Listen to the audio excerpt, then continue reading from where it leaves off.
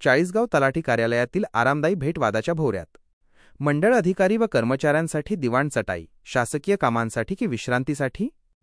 चाळीसगाव शहर तलाठी कार्यालयात नुकत्याच आलेल्या एका आरामदायी फर्निचरमुळे म्हणजे एका दिवाण चटाई सोफा मॅट्रेसमुळे प्रशासकीय वर्तुळात आणि सामान्य नागरिकांमध्ये चर्चा व कुजबूज सुरू झाली आहे. ही आरामदायक वस्तू नेमकी कशासाठी कार्यालयात आणली गेली आणि तिची खरेदी कशी झाली याबद्दल अनेक तर्कवितर्क लावले जात आहेत. नेमका वाद काय आहे? कार्यालयातील सूत्रांनी दिलेल्या माहितीनुसार ही दिवाण चटाई प्रामुख्याने मंडळ अधिकारी आणि अन्य शासकीय अधिकारी कर्मचारी यांच्या विश्रांतीसाठी उपलब्ध करून देण्यात आली आहे. नागरिकांकडून उपस्थित झालेले प्रश्न: शासकीय कार्यालय ही नागरिकांची कामे तत्परतेने पूर्ण करण्यासाठी आणि महत्त्वाचे प्रशासकीय निर्णय घेण्यासाठी असतात. अधिकारी व कर्मचाऱ्यांनी त्यांच्या कामाच्या वेळेत पूर्णवेळ नागरिकांच्या सेवांवर आणि शासकीय कामकाजावर लक्ष केंद्रित करणे अपेक्षित असते.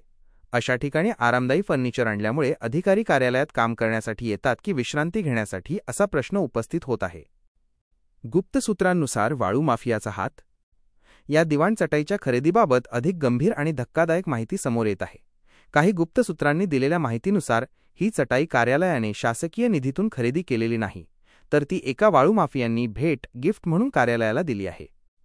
नैतिकता आणि नियमांचे उल्लंघन.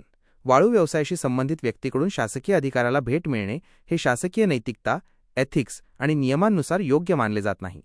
हितसंबंधांचा संघर्ष, कॉन्फ्लिक्ट ऑफ इंटरेस्टची शंका. महसूल विभागात वाळू आणि गौणखनिज संबंधात अनेक महत्त्वाचे निर्णय घेतले जातात आणि परवाने दिले जातात. अशा वेळी वाळू माफियांनी दिलेली भेट हितसंबंधांचा संघर्ष दर्शवते. या गिफ्टमागे शासकीय कामात संबंधित व्यक्तीला सोयी सवलती मिळवण्याचा किंवा नियमांना डावलण्याचा उद्देश असू शकतो, अशी तीव्र शंका नागरिक व जाणकार व्यक्त करत आहेत. प्रशासकीय स्पष्टीकरणाची मागणी. या संपूर्ण प्रकरणाच्या पार्श्वभूमीवर महसूल विभागाच्या वरिष्ठ अधिकाऱ्यांनी तातडीने यावर सार्वजनिकरित्या स्पष्टीकरण द्यावे अशी मागणी जोर धरू लागली आहे. महत्त्वाच्या मागण्या: 1. खरेदीचा स्रोत. ही दिवाण चटाई कोणी दिली?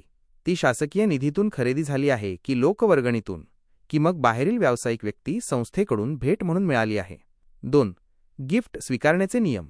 जर ती भेट म्हणून स्वीकारली गेली असेल तर शासकीय कर्मचाऱ्यांसाठी असलेल्या भेट स्वीकारण्याच्या कोणत्या नियमांनुसार ती स्वीकारली गेली? 3. कार्यालयातील उपयोग. कार्यालयात तिचा नेमका उपयोग कशासाठी होत आहे? केवळ विश्रांतीसाठी की अन्य कामासाठी? जोपर्यंत महसूल विभागाकडून या प्रकरणाची सखोल चौकशी होत नाही आणि समाधानकारक स्पष्टीकरण मिळत नाही, तोपर्यंत चाळीसगाव तलाठी कार्यालयातील ही आरामदायी भेट वादग्रस्तच राहणार आहे.